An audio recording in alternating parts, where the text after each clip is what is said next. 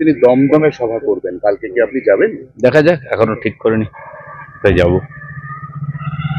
রহস্যময় হাসি বলে দিচ্ছে যে আপনি যাবেন না বলে। যেতেও পারি, নাও যেতে পারি, অন্য কাজেও যেতে পারি। হ্যাঁ, রহস্যময় হাসি বলে দিচ্ছে যে আপনি যাবেন না বলে। যেতেও পারি, নাও যেতে পারি, অন্য কাজেও যেতে পারি। হ্যাঁ, বলুন। না, কিছু invitation আমি দিয়েছে? কোথায় যাবো সেটা তো পার্টি ঠিক করে, আমি ঠিক করি না।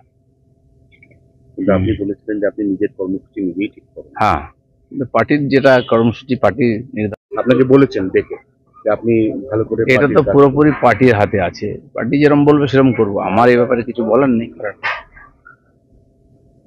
তাহলে কি আবার না না, আমরা পার্টির সাধারণ কর্মী এখন, যাকে পার্টি যে কাজ দিচ্ছে, যে কাজে লাগাচ্ছে সে কাজ করছে। তো রিজার্ভ ফোর্সের মধ্যে থাকি আমরা, যখন অর্ডার হয় আমরা লেগে পড়ি।